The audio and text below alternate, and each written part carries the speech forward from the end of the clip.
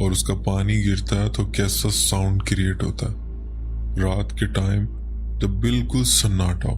अब चूंकि ये सर्दियों की रातें थी, जब पंखे भी बंद होते थे तो बाहर की आहट हल्की सी भी हो तो सुनाई दे। खैर मामलात बहुत बिगड़ने लगे।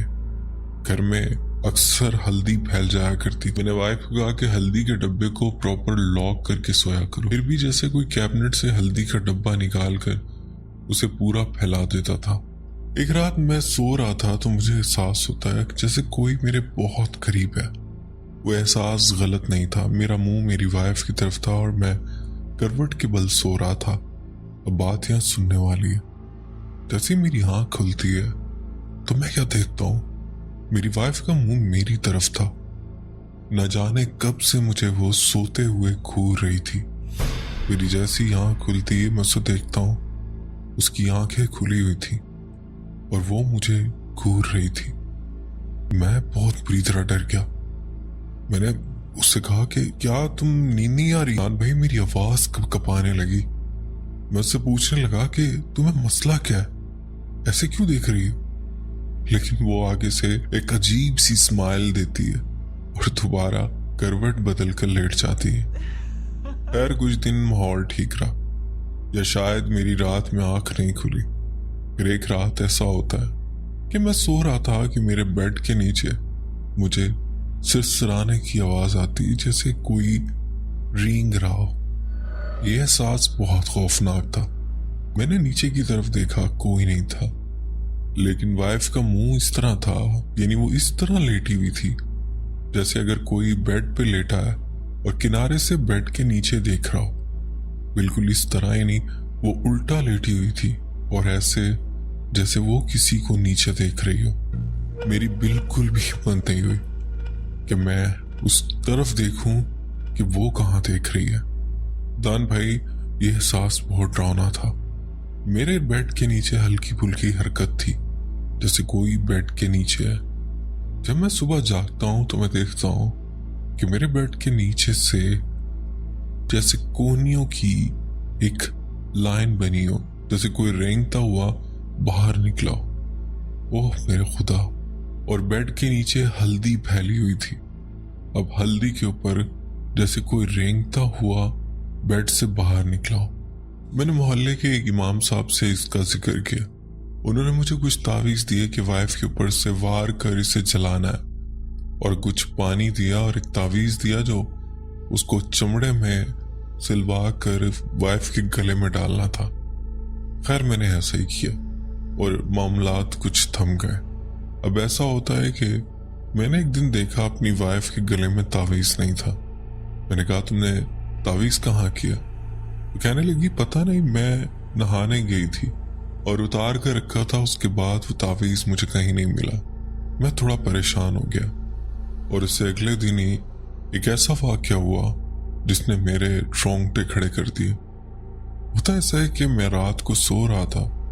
अब यहाँ पर बताने की बात यह है कि ये मामलात रात में ही ज्यादा होते थे, और चूंकि सर्दियों की रात होती थी, यानी कमरे में लगी घड़ी की जो सेकंड वाली सुई होती है उसकी भी आवाज साफ सुनाई दे, तभी मैं हल्की सी आहट से भी जाग जाया करता था कि मुझे एहसास होता है मेरी वाइफ अपने बेड पर नहीं है। मैंने कमरे में ताला लगा रखा था, चारों तरफ नजर दौड़ाई, लेकिन वाइफ बेड पर नहीं थी।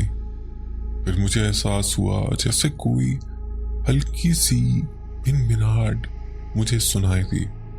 मैंने गौर से सुना तो मेरी वाइफ कुछ सुरों में कुछ बोल रही थी, और वो आवाज कहीं से नहीं बल्कि बेड के नीचे से आ रही थी, और ऐसे जैसे वो कुछ गुनगुना रही हो, लेकिन वो सुर उल्टे थे। अजीब आवाज में, अजीब लैंग्वेज में कुछ गुनगुना रही थी।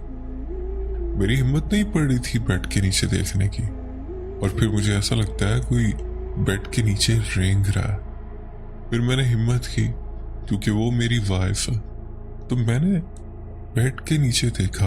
अदनान भाई, मेरी वाइफ बेड के नीचे से मुझे घूर रही थी, यानी वो अपना आधा धड़ बाहर निकाले हुए थी और उसका चेहरा मेरी साइड से बाहर निकला हुआ था, जैसे वो इंतजार में थी। और जैसे ही मैंने नीचे देखा तो वो मुझे घूर रही थी, और जैसे ही मैंने उसे देखा तो इसने एक कहका लगाकर हंसना शुरू कर दिया। मैं डर गया। मैंने कहा, बाहर निकलो, तुम नीचे क्या कर रही हो? मदनान भाई, वो एहसास मैं आपको बयान नहीं कर सकता। खैर, वो मुसलसल हंसती रही और खामोशी नहीं हो रही थी। मैंने उसे बाजू से पकड़ा, बेड के नीचे से निकाला और उसे उसके बिस्तर पे लिटा दिया। उसे रजाई उड़ाई और अब मामलात मेरे बस से बहुत बाहर थे। मैंने अपने एक दोस्त से इस बात का जिक्र किया। मैंने कहा, यार मेरे साथ ये सब मामलात हो रहे हैं। तो उसने एक दूसरे गांव का बताया कि वहां पर एक रूहानी बाबा बैठते हैं, तुम जाओ उन्हें चेक करवाओ, तुम पहले खुद चले जाओ और सारा मामला बयान करो। अगर वो कहते हैं तो भाभी को साथ ले जाना। तो मैंने कहा ठीक है। मैं उसी दिन उन बाबा जी के एक गांव निकल गया। रास्ता लंबा था, मुझे आने में काफी घंटे लगने वाले थे। वाइफ को अच्छे से ताकीद करके गया कि कोई भी आए दरवाजा मत खोलना, अपना ख्याल रखना और अपने ऊपर दुआएं वगैरह पढ़कर फूंक लो। मैंने खुद भी आयतुल कुर्सी पढ़ी और उस पर फूंक दी और दिल ही दिल में कहा, या अल्लाह, अब तेरी अमानत। मैं निकल गया बाबा जी के पास। वहां और भी लोग आए हुए थे और कुछ ऐसे केस जिन पर जिन्नात थे, वो लोग जिन पर जिन्नात थे।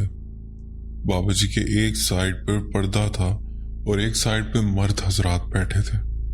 पर्दे की उस साइड औरतें बैठी हुई थी जो अपने अपने मामलात बयान कर रही थी।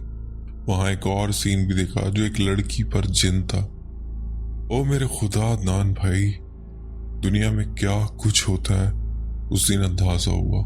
सेहत कितनी बड़ी नेमत है उस दिन एहसास हुआ, और हम इन चीजों से कितने दूर हैं हमें ये एहसास हुआ। खैर, वो एक लंबी कहानी हो जाएगी अगर उस लड़की का पूरा वाकया बताया।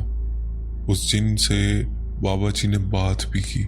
उस लड़की के अंदर से एक भारी आवाज आ रही थी। लड़की दिखाई नहीं दे रही थी, लेकिन पर्दे की उस तरफ से ऐसे लग रहा था जैसे कोई मर्द बोल रहा हो। खैर, काफी बातचीत हुई। एक जगह पर आकर बाबा जी ने भी कॉम्प्रोमाइज किया और उस जिन ने भी कॉम्प्रोमाइज किया। खैर, वो एक लंबी कहानी है।